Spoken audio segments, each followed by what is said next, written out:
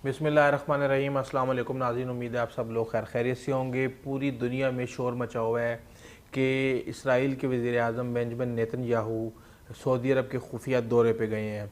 वो क्यों गए हैं, कैसे गए हैं भी कि नहीं गए, और सऊदी अरब के वज़ीर ख़ारजा ने इसकी तरदीद की है, उनकी इस बात में कितनी सच्चाई है, इस हवाले से हम लॉजिक से बात करेंगे।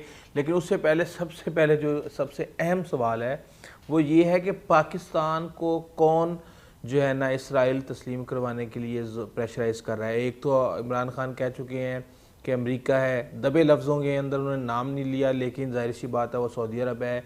लेकिन अब ख़बरें ये आ रही हैं कि पाकिस्तान के अंदर भी काम चल रहा है इस हवाले से कि किसी भी तरीके से इसराइल को तस्लीम करवाया जाए, और इस हवाले से बड़ी बातें चल रही हैं। और कहा यह जा रहा है कि देखें, एक तो सऊदी अरब हो सकता है, एक अमेरिका हो सकता है, एक पाकिस्तान के अंदर जो सबसे ताकतवर जो एक सेगमेंट है वो ये काम करवाना चाहता है। क्यों करवाना चाहता है? बेसिकली ये सारा मैं मशहूर इसराइली अखबार है हैरिट्स, उसने बड़े लॉजिक के साथ काफ़ी सारी बातें की हैं, वो मैं आपके सामने रखना चाहता हूँ। लेकिन उससे पहले मुझे इसके अंदर क्यों लॉजिक नज़र आया, उससे पहले मैं आप चाहता हूँ कि मैं आपको कामरान खान की वो ट्वीट दिखाऊँ जो उन्होंने आज किया है इसराइल के हवाले से। और उन्होंने कहा है कि Pakistan must also revisit its Israel policy, message for we Pakistanis for the custodian of the holy mosque and other brothers in the Arab world.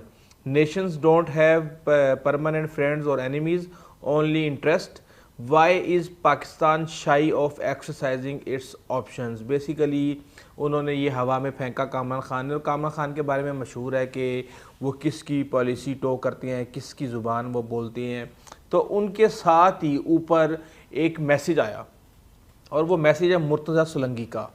Murtaza Solanki साहब कहते हैं कि जिन्होंने ये डिसाइड किया है कि इसराइल को तस्लीम करना है, means the deciders should just recognise Israel themselves, और instead of putting that albatross around the neck of Imran Khan. यानी वो कहते हैं जी कि जिसने ये फैसला किया है कि इसराइल को तस्लीम करना है, वो खुद इसराइल को तस्लीम करें। ये गर्दन के अंदर जो तोक है ये इमरान खान की गर्दन में क्यों डालने की कोशिश की जा रही है? इससे तो इमरान खान की सियासी मौत हो जाएगी। और इस हवाले से जो हेरिट्स है वो ये लिखता है कि it's the army not the prime minister that really manages diplomacy in Pakistan. यानी कि अक्सर ये कहा ही जाता है कि पाकिस्तान की जो फॉरेन पॉलिसी है उसको फ़ौज कंट्रोल करती है। तो वो कहते हैं कि ये तो फ़ौज ने करना है, ये इमरान खान का काम ही नहीं है। और वो ये कहते हैं कि जी पाकिस्तान की फ़ौज सऊदी अरब की प्रॉक्सी वार लड़ती आ रही है और उससे उसने बहुत ज़्यादा फ़ायदा उठाया है। देखें, जहाँ तक इराक़ की वार की बात है वो वहाँ तक तो ठीक है, लेकिन आपको याद होगा कि यमन के अंदर सऊदी अरब ने अपना टिल का ज़ोर लगा लिया, लेकिन पाकिस्तान ने अपनी फ़ौज नहीं भेजी, क्योंकि पाकिस्तान ने जब इस तरह का फ़ैसला करना होता है तो वो पार्लियामेंट में जाता है, और फिर पार्लियामेंट का जो रिज़ल्ट आता है वो आप सबके सामने है। 15 माह पहले भी ये मामला पार्लियामेंट में जा चुका है। वहाँ पे अली मोहम्मद ख़ान ने स्ट्रेटली रिफ्यूज़ कर दिया था कि पाकिस्तान इसराइल को तस्लीम नहीं करेगा। एकदम से हमारे भी कान खड़े हुए कि यार ये इसराइल का मामला पार्लियामेंट में कहाँ से आ गया, कौन है जो मनवाना चाह रहा है। बेसिकली बैकग्राउंड में काम जारी है, और वो कहते हैं जी कि ये इसराइल के साथ जो ताल्लुकात बहाल करने का जो फ़ैसला है उसके अंदर काफ़ी सारे फैक्टर्स हैं। एक सबसे बड़ा फैक्टर ये भी है कि जो बड़े से बड़े डिफेंस डीलें कर रहा है इसराइल भारत के साथ, उसको एक तरह से काउंटर बैलेंस किया जाए। और वो कहते हैं कि इसी तरह, यानी जिस तरह जब मोहतरम कामरान खान ने हवा में गुब्बारा छोड़ा, उन्होंने कहा जी मिलिट्री के जो हमायत याफ्ता सहाफ़ी होते हैं वो हवा में गुब्बारे छोड़ते हैं ताकि एक तरह से जो पॉपुलर रिएक्शन है उसको ट्राई और टेस्ट किया जा सके कि लोग इस बारे में क्या रिएक्शन देते हैं। क्योंकि ज़ाहिर सी बात है पाकिस्तान की फ़ौज कभी भी पाकिस्तान की जो आवाम की जो के ख़िलाफ़, यानी कि ख़िलाफ़ तो मीन्स कि वो मैनिपुलेट कर सकते हैं चीज़ों को, जो वो पाकिस्तान के मुफाद में बेहतर समझते हैं वो फ़ैसला कर सकते हैं। ज़रूरी नहीं है कि हर जो पॉपुलर स्टांस है या हर पॉपुलर जो एक रिएक्शन है वो पाकिस्तान के मुफाद में भी बेहतर हो। तो वो कहते हैं वो उसको ट्राई करते हैं। और उन्होंने कहा कि जी ISI और मोसाद के ताल्लुकात पिछली कई दहाइयों में रहे हैं, और उसको भी पाकिस्तान की मिलिट्री ने प्लान किया था। इस हवाले से उन्होंने एक एग्जांपल दिया है कि 2007 से पहले जनरल मुशर्रफ के दौर में इसराइल और पाकिस्तान के फॉरेन मिनिस्टर्स ने बाकायदा तौर पे मुलाकात की थी, और ये भी एक मिलिट्री रिजाइम में हुआ था। ये जो एक तरह से सिविलियन हुकूमत है वो इसकी मजाल भी नहीं है, यानी कि वो हिम्मत भी नहीं कर सकती कि वो कोई इस तरह का काम करे। तो उनका कहने का मकसद ये है कि ये पाकिस्तान की मिलिट्री है जो कि इस हवाले से प्लानिंग कर रही है। इस हवाले से उन्होंने और जो कहा, उन्होंने कहा जो पाकिस्तान में जितने भी मजहबी और प्रेशर ग्रुप हैं वो इस्टेब्लिशमेंट को उनको कंट्रोल करती है, जो अक्सर सिविलियन लीडरशिप को परेशान करने के लिए, उनको प्रेशराइज करने के लिए, जब वो उनकी बात नहीं मान रहे होते तो उसके तौर पे उनको इस्तेमाल किया जाता है। सऊदी अरब से ये हैरिट्स कह रहे हैं, सऊदी अरब से जो ताल्लुकात हैं वो फॉरेन ऑफिस नहीं डील कर रहा, वो इस्टेब्लिशमेंट डील कर रही है, और इस्टेब्लिशमेंट को ये फ़िक्र भी नहीं है कि उनको सियासी तौर पे कोई नुकसान होगा, क्योंकि उन्होंने वोट तो लेने नहीं होते, लेकिन वो खुद फ्रंट पे नहीं आएंगे। और अखबार ये कहता है कि इमरान खान का बयान इस बात की तरफ इशारा है जो उन्होंने दिया है पिछले दिन इंटरव्यू इमरान खान रियाज खान को, जिसके अंदर इमरान रियाज खान को, जिसके अंदर उन्होंने कहा है कि जनाब हमारे ऊपर प्रेशर है बहुत ज़्यादा। तो उन्होंने कहा जी कि अखबार ये कहता है कि ये अंदर ही अंदर एक खिचड़ी पक रही है, और अगर मिलिट्री सऊदी अरब के साथ ये मामला डील कर रही है तो वो करेगी, और घर में जो पॉलिटिकल लीडरशिप है उसको ये टास्क दी जाएगी कि वो ये मंजन बेचे, वहाँ पे अवाम को कन्विंस करने की कोशिश करे। और अगर इमरान खान ने अपनी नौकरी पे बहाल रहना है, अगर उन्होंने ये नौकरी करनी है, यानी अगर उन्होंने वजारत उज़्मा पर कायम रहना है, तो उनको ये काम करना पड़ेगा, वरना वो घर जाएंगे। यही पीडीएम भी कह रही है। सोचने की बात है कि इमरान खान जनवरी में घर चले जाएंगे। इमरान खान जनवरी में क्यों घर चले जाएंगे? क्योंकि आपको पता है कि ट्रंप इस वक्त चाहे उसने जो भी बात की थी अफ़गानिस्तान से फ़ौजें निकालने की, इराक़ से फ़ौजें निकालने की, या अमेरिका के अंदर जो भी काम करने की, वो अब उसको पता चल गया कि वो हार गया, जनवरी में वो चला जाएगा। तो आम तौर पे ऐसे हालात में सदर चुप करके बैठ जाता है, वो कहता है कि ठीक है अगला बंदा जो भी आएगा वो करेगा, लेकिन वो अपने कभी डिफेंस सेक्रेटरी को चेंज कर रहे हैं, कभी किसी को चेंज कर रहे हैं, लेकिन वो कह रहे हैं जो मैंने कहा है वो काम मैं करके जाऊँगा। इसी हवाले से वो इसराइल को तस्लीम करवाने के हवाले से भी वो अड़े हुए हैं। बहरहाल वो तो मैं आपको बात करता हूँ कि भी क्या क्या कहानी है उसके अंदर, एक बड़ी इंटरेस्टिंग डिटेल है सारी। तो बात यह है कि पीडीएम को ये इशारा मिल चुका है कि अगर इमरान खान ये काम नहीं करते तो वो घर जाएंगे, और इमरान खान के ऊपर प्रेशर क्रिएट किया जाए। अच्छा, इस अखबार ने ये भी कहा है कि ये जो मंजन बेच रहे हैं पीडीएम वाले, ये पुरानी तनख्वाह पे काम करने के लिए तैयार हैं, जबकि इमरान खान के लिए ये काम कितना मुश्किल है। देखें, इमरान खान के ऊपर हमेशा यहूदी लाबी के एजेंट होने का इल्ज़ाम लगता रहा है, और अब ये भी मौलाना ने कहना शुरू कर दिया कि जी इन्होंने कश्मीर का सौदा कर दिया है। इस हवाले से कहा ही जा रहा है कि जी बैकग्राउंड में न्यू दिल्ली और इस्लामाबाद की आपस में बात हो रही है कि जितना हिस्सा तुम्हारे पास है तुम रख लो, जितना हिस्सा हमारे पास है हम रख लो, और ये जो स्टेटस चेंज हो रहे हैं इसका रेफरेंस दिया जा रहा है। लेकिन अगर इमरान खान ने सियासत करनी है तो ये चीज़ इमरान खान की सियासी ख़ुदकुशी होगी, और बेसिकली ये चीज़ जो हमारा पाकिस्तान है उसकी ग्रास रूट के अंदर ये चीज़ ऐसा रिएक्शन आएगा, क्योंकि हमें 70 साल से हमें बताया जा रहा है कि इसराइली जालिम लोग हैं, यहूदी जालिम लोग हैं, बल्कि कहा तो ये जाता कि यहूदी जो है ना साल में एक दफ़ा बच्चों का खून भी पीते हैं, और ऐसी ऐसी कहानियाँ और बातें हमें सुनाई गई कि यहाँ पे यहूदियों से बहुत ज़्यादा नफ़रत की जाती है, और अगर किसी को बुरा भला कहना भी हो तो उसको यहूदी कहा जाता है। यहाँ पे आप किसी को यहूदी कह के तो देखिए, आपको फौरी तौर पे समझ आ जाएगी कि यहाँ पे यहूदियों के हवाले से कितनी नफ़रत है। कश्मीर और फ़लस्तीन, इन दोनों के हवाले से हमेशा पाकिस्तान के अंदर जहाद के लिए मटेरियल तैयार किया गया है कि कश्मीर के अंदर जहाद करना है, फ़लस्तीन के अंदर जहाद करना है, हमने फ़लस्तीन को सपोर्ट करना है। तो ऐसे मामले में अगर पाकिस्तान ख़ास तौर पे इमरान खान से ये काम करवाया जाता है तो आप सोच सकते हैं कि सारी ज़िंदगी के लिए उसका सियासी कैरियर ख़त्म हो जाएगा। लेकिन सोचने की बात है कि क्या पीडीएम का कोई भी ऐसा लीडर है जो अपने सर पे ये सारी चीज़ें लेने की कोशिश करेगा? ना मिलिट्री अपने सर पे लेगी। तो जाहिर सी बात है ये चीज़ें अभी कॉम्प्लिकेटेड हैं, ये आगे जाके चीज़ें जो है ना देखते हैं कि क्या होता है। लेकिन पाकिस्तान के ऊपर प्रेशर डे बाय डे बढ़ रहा है, और जनवरी से पहले कुछ ना कुछ पाकिस्तान को करना है। अच्छा, वो अखबार ही कहता है कि इमरान खान तैयार हैं, इमरान खान तैयार है। उसमें वो रेफरेंस देते हैं इमरान खान का उस इंटरव्यू का कि जनाब जब उनसे पूछा गया इमरान खान से कि क्या आपको कोई लालच वगैरह दिया गया है, कोई अट्रैक्शन दी गई है, तो उसमें वो कहते हैं कि जी ज़िंदगी जो है वो कंप्रोमाइज़ का नाम है, किस पर करना है किस पर नहीं करना ये मैटर करता है, ये इमरान खान ने कहा। और ये इंटरव्यू मैंने दोबारा सुना और सिर्फ ये चीज़ कंफर्म करने के लिए किया कि ये किस हद तक इमरान खान ने कंप्रोमाइज़ को पे एग्री करने की बात की थी और किस रेफरेंस में की थी। इसके ऊपर इमरान खान सुलह हुदैबिया का भी रेफरेंस देते हैं कि जब मेन ऑब्जेक्टिव होता है तो उसके ऊपर आप कंप्रोमाइज़ नहीं करते। आपको जब एक बड़ा मकसद होता है उसके ऊपर उसको हासिल करने के लिए तो आप कंप्रोमाइज़ कर सकते हैं, लेकिन किसी बड़े मकसद को कंप्रोमाइज़ करने के लिए आप कोई भी ऐसा मुआहदा नहीं कर सकते। और बड़े मकसद पर कंप्रोमाइज़ नहीं करूँगा ये उन्होंने क्लियरली कहा।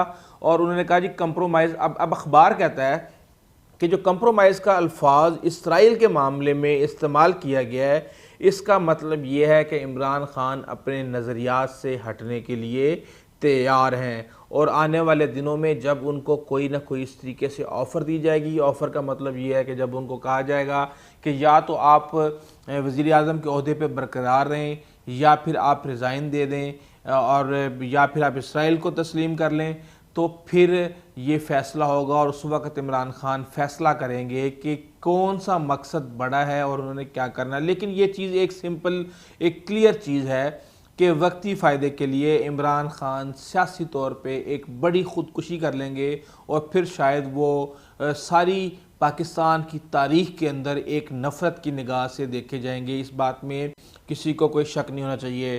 तो ये अखबार ये कह रहा है कि जी सऊदी अरब, जब उन्होंने कहा कि नहीं जी सऊदी अरब से तो हमारी डील यानी कि हमारा जो लोन है वो रीशेड्यूल हो जाएगा, बड़े कॉन्फिडेंस के साथ इमरान खान ने कहा बिल्कुल कहा।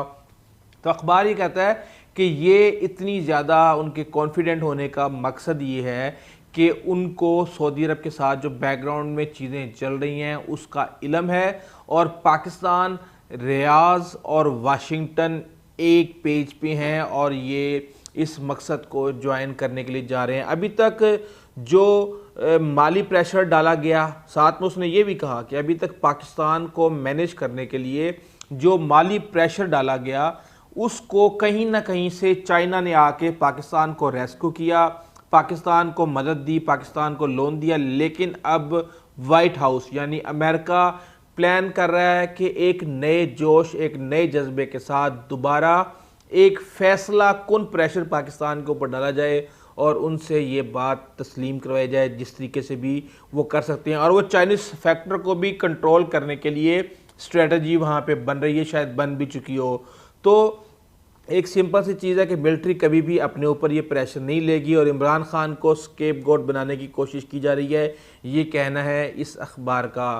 तो अब इस तरीके से अब एक तरफ वो आप ट्वीट देखें कि कामरान खान जो है ना एक आइडिया डाल रहे हैं कि जनाब क्यों नहीं पाकिस्तान को जो है ना अपनी अपने मुफादात को देखना चाहिए। आप जो खाना काबा के जो खादमैन हरमैन शरीफैन है वो आपको ये मैसेज दे रहे हैं कि आप अपने मुफादात की तरफ देखें, तो हमें क्यों नहीं देखना चाहिए, हमें इस ऑप्शन को क्यों नहीं गौर करना चाहिए। और साथ में ही मुर्तज़ा सोलंकी ने भी कह दिया कि जनाब आपने करना है तो करें, आप इमरान खान को क्यों स्केपगोट बना रहे हैं।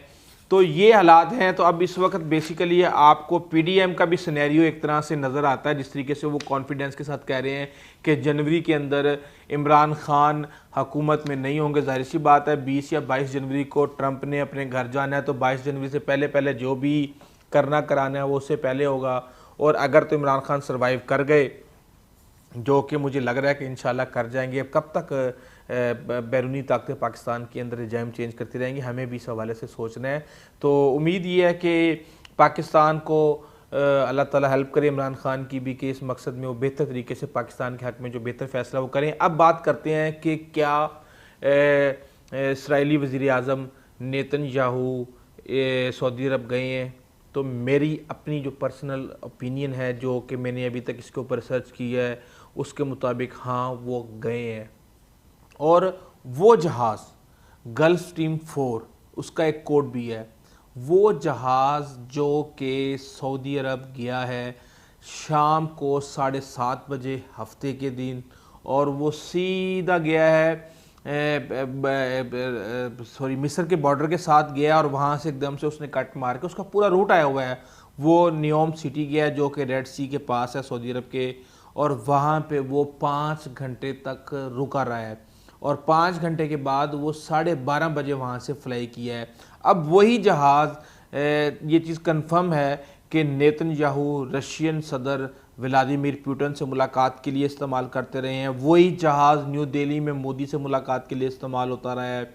और जब उन्होंने खुफिया दौरा करना होता है जिसमें ख़ास तौर पे मोसाद के चीफ योसी कोहन होते हैं, तो उस वक़्त वो जहाज़ इस्तेमाल किया जाता है। इस दौरे के अंदर भी कहा यह जा रहा है कि योसी कोहन उनके साथ थे और ये बेसिकली जो ऐलान किया है जिस रेडियो ने इसराइल के, वो रेडियो आर्मी रेडियो है, उसका नाम आर्मी रेडियो है, और एक कैन पब्लिक रेडियो है। इन दोनों ने इसको डिस्क्लोज़ किया है। जबकि जो सोशल मीडिया के एडवाइज़र हैं नेतन्याहू के, उन्होंने भी ट्वीट की हुई है। उन्होंने अपने जो पॉलिटिकल राइवल्स हैं नेतन्याहू के वज़ीर आज़म के हवाले से, गैंस के क्या नाम है उनका, नाम मेरे ज़हन से निकल गया है, तो उनके बारे में कहा है कि ये पॉलिटिकल स्कोरिंग करते फिर रहे हैं। वहाँ नेतन्याहू अमन की बातें कर रहे हैं, अमन की बातें कर रहे हैं। उन्होंने इशारा किया है कि क्या बातें कर रहे हैं वो, वहाँ पे अमन की बातें, तो जाहिर सी बात है सऊदी अरब से करने गए थे। और वहाँ पे नियोम सिटी के अंदर MBS भी मौजूद थे। उसके अंदर जो secretary of state Mike Pompeo, उनकी अपनी ट्वीट आई हुई है कि नियोम सिटी के अंदर उनकी मुलाकात हुई है मोहम्मद बिन सलमान के साथ। अब ये मुलाकात क्यों हुई है, ये भी फैसला, ये चीज़ है बड़ी अहम है कि मोसाद के चीफ योसी कोहन ने कुछ अरसा पहले अक्टूबर के महीने में ये कहा था कि सऊदी अरब तस्लीम करेगा इसराइल को नवंबर के महीने में, जब इलेक्शन का रिज़ल्ट आ जाएगा। नवंबर का महीना गुजर गया, बेशक रिज़ल्ट जो है वो इनकी इसराइल और सऊदी अरब की एक्सपेक्टेशंस के मुताबिक नहीं आया, लेकिन ट्रंप डटे हुए हैं। वो कहते हैं जो मेरे साथ कमिटमेंट की हुई है और जैसे मैंने जिसको सपोर्ट किया है वो होगा, वरना आपको पता है कि अभी पूरा दिसंबर का महीना और जनवरी का महीना है, तो क्या क्या वो 2 महीने में कर सकते हैं। वो बेड़ी बोड़ सकते हैं, इनकी मोहम्मद बिन सलमान को घर भेज सकते हैं, और भी बहुत कुछ वो कर सकते हैं। जाहिर सी बात है एक हिले हुए बंदे से हर बंदा डरता है कि यार ये कुछ भी कर सकता है। तो इस हवाले से एग्रीमेंट डिस्कस हो रहा है, एग्रीमेंट तैयार है और इस एग्रीमेंट के ऊपर सिर्फ़ और सिर्फ अनाउंस करना बाकी है। इस हवाले से काफ़ी लोगों ने इस हवाले से जो है ना प्लानिंग दी हुई है। अब कर क्या रहे हैं, ये कर ये रहे हैं कि ये गल्फ़ एंड इसराइल का एक अलाइंस बनाने जा रहे हैं। उस अलायंस का मकसद ये होगा कि वो बाइडन के ऊपर भी प्रेशराइज करेंगे उसको कि भाई जो भी ट्रंप की पॉलिसियाँ थी वो बेस्ट पॉलिसियाँ थी, उनको आप कंटिन्यू रखें। ईरान के साथ आप किसी भी किस्म की डील ना करें, आप उनको किसी भी किस्म की ढील ना दें, और वरना ये जो इत्तेहाद है गल्फ़ का और इसराइल का, ये किसी भी किस्म की कन्फ्रंटेशन में जा सकता है ईरान के साथ, जिसके बाद सऊदी अरब के लिए चीज़ें डील करना मुश्किल होंगी। ज़ाहिर सी बात है धौंस होगी, धांधली होगी, धमकियां भी दी जाएंगी, हर तरह की कोशिश की जाएगी कि बाइडन को मजबूर किया जाए। वहाँ पे लॉबिंग भी होगी। ज़ाहिर सी बात है इसराइल की तो बड़ी सख्त और बड़ी अच्छी लॉबिंग है अमेरिका के अंदर, और बाइडन के बारे में कहा भी जा रहा है कि उनके अटॉर्नी जनरल भी उन्होंने यहूदी चूज़ किए हैं, और इसके अलावा वो बड़ा इस हवाले से इन्फ्लुएंस्ड है, क्योंकि ये जो यहूदी लॉबी है ये दोनों घोड़ों पे खेलती है। ये इन्होंने ट्रंप पे भी खुल के खेला और बाइडन को भी इन्होंने बैकग्राउंड में एक अलग ग्रुप ने सपोर्ट किया। तो इस हवाले से कहा ही जा रहा है कि बाइडन को कन्विंस कर लिया जाएगा। ये सारी सूरत हाल है और चीज़ें बड़ी तेज़ी से चेंज हो रही हैं, और ये एक हकीकत है कि पाकिस्तान में जब कभी भी कोई बड़ी तब्दीली आई है, इंटरनेशनल जो हालात हैं, जो सिनेरियो होता है, वो इससे डायरेक्टली या इनडायरेक्टली लिंक होता है। चाहे 9/11 हो तो पाकिस्तान के अंदर हुकूमतें तब्दील हो जाती हैं, कोई और मामलात हों तो पाकिस्तान के अंदर हुकूमतें तब्दील हो जाती हैं। अब देखना ये है कि क्या हमने माजी से कुछ सीखा है या नहीं सीखा, या हम अपनी मजबूरियों के हाथों, अपनी मईशत के हाथों और दीगर मसाइल के हाथों, भारत की धमकी के हाथों मजबूर हो के दोबारा आलमी ताकतों के हाथों खेलेंगे, जो कि किसी भी सूरत पाकिस्तान के मुफाद में नहीं होगा। अगर आपको हमारी वीडियो अच्छी लगी तो प्लीज़ आप हमारे चैनल को सब्सक्राइब कीजिएगा, बेल आइकन को प्रेस कीजिएगा। अपने दोस्तों, ज़काराब और हमसायों का खास ख्याल रखिएगा। आइंदा तक ले जा दीजिए, अल्लाह हाफिज़।